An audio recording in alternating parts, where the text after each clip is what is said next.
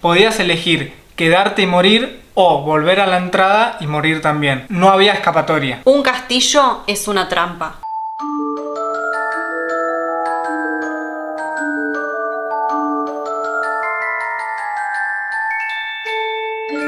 Bueno, la verdad es que los castillos no eran un hogar común, ni mucho menos tenían un cartel de bienvenida en la entrada. Estaban diseñados para mantener al enemigo alejado y eliminar a los que trataban de romper sus defensas.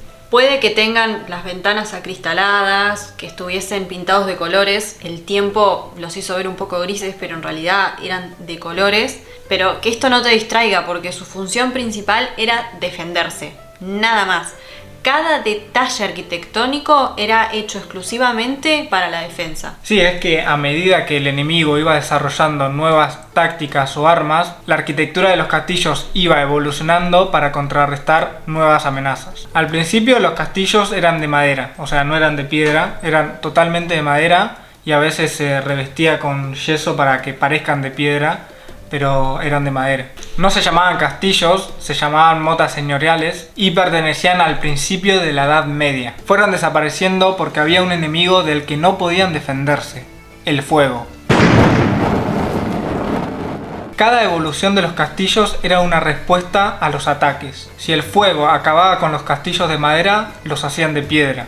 Si las esquinas eran estructuralmente débiles, las redondeaban. Si el enemigo atravesaba las murallas, las hacían más gruesas. Si las superaban, las hacían más altas. Todas eran respuestas defensivas. Está claro que los castillos medievales son una de las construcciones más majestuosas de la historia de la humanidad. Resistieron un montón de batallas y ataques súper sangrientos y por sobre todo el paso del tiempo. Hace más de 700 años que están ahí y se los puede ir a visitar. Bueno, obviamente para levantar un castillo había que planearlo al mínimo detalle. Lo primero que había que encontrar era una buena ubicación. Los arquitectos buscaban algún terreno con obstáculos naturales. Un precipicio, por ejemplo, o en la cima de una montaña o de un monte, algo que les dificulte a los atacantes llegar al castillo.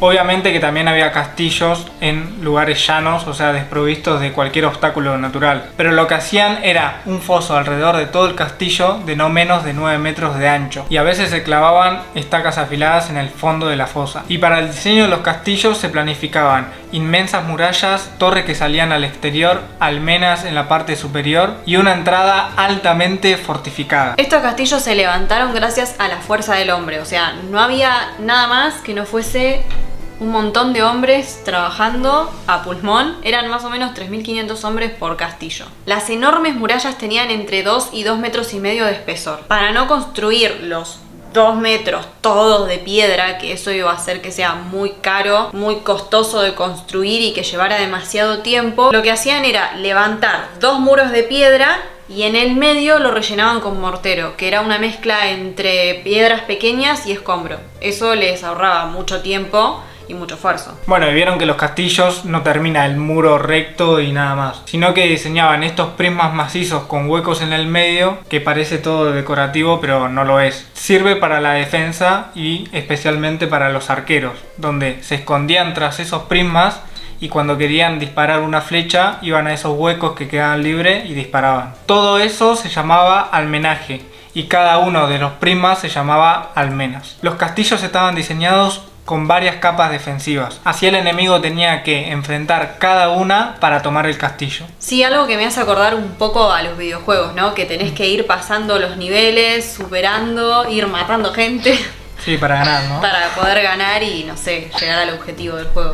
Bueno, no solamente desde el almenaje los arqueros lanzaban sus flechas, sino que también lo hacían desde las torres. Que las torres sobresalgan de los muros no era un diseño estético, sino que se lo hacía para facilitar a los arqueros el ángulo de tiro. Todo el diseño de un castillo estaba diseñado para sacarle el mayor provecho a una de las armas más letales de la época, que era la ballesta, que era capaz de atravesar una armadura a muy corta distancia. Un ballestero era capaz de lanzar entre 3 o 4 flechas por minuto, que para la época era un montón, rapidísimo. Los arquitectos diseñaron las llamadas saeteras, que eran estas pequeñas aberturas en vertical que servían para apuntar y disparar las flechas, pero también para proteger al arquero. En el interior el hueco era más amplio para que el arquero tenga más visión y más ángulo de tiro. Básicamente en todo el castillo había saeteras, funcionaban como una ametralladora. Bueno, ahora pongámonos no en el lugar del castillo y del defensor, sino del delantero. ¿Viste que mete un gol a concha? Pongámonos no en el lugar del castillo y de la defensa, sino de los atacantes. La verdad es que lanzar un ataque al castillo era imposible si uno no estaba dispuesto a pagar un alto precio por ello. Bueno, como atacante solamente tenés 3 formas de tomar un castillo: por encima de la muralla, por debajo o atravesarla. Por debajo es imposible porque tenés la fosa, entonces no se puede, y encima te están tirando flechas de arriba, o sea que si no tuviese fosa no llegarías nunca a cavar un hueco para pasar porque te matarían con flechas primero. Por arriba tampoco, porque son muy altas las murallas y los arqueros te están lanzando flechas todo el tiempo.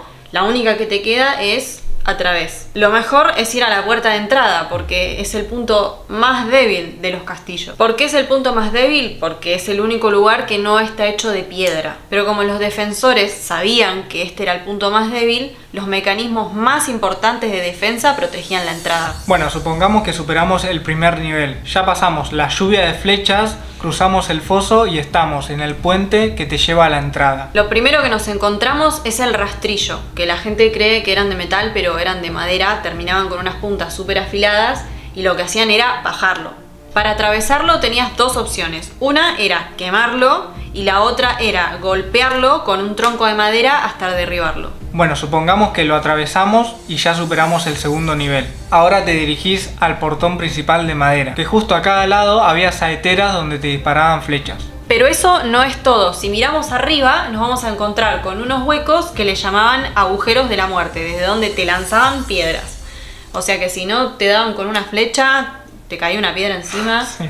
Bueno, pero igual superaste esta prueba, pasaste el tercer nivel y como el portón era de madera, lo quemaste también o lo derribaste con el mismo tronco con el que tiraste abajo el rastrillo. Bueno, seguís adelante porque obviamente no querés volver a la entrada y te encontrás en el peor lugar del castillo. Te dirigís al corazón del castillo. Pero al llegar, mirá lo que te pasa. Estás en un lugar que es un claustro, o sea que estás rodeado de muros y en todos esos muros hay saeteras, o sea que te llueven flechas de todos lados, absolutamente de todos lados. Como ahora tocaba defender el interior del castillo, los arqueros que defendían el exterior se dan vuelta y defienden el interior. Entonces vos como enemigo y atacante quedabas rodeado. Podías elegir quedarte y morir o volver a la entrada y morir también. No había escapatoria. Un castillo es una trampa, así que los castillos tenían elementos defensivos muy elaborados. La única manera de que un enemigo tomara un castillo era si tenía la cantidad de atacantes suficientes,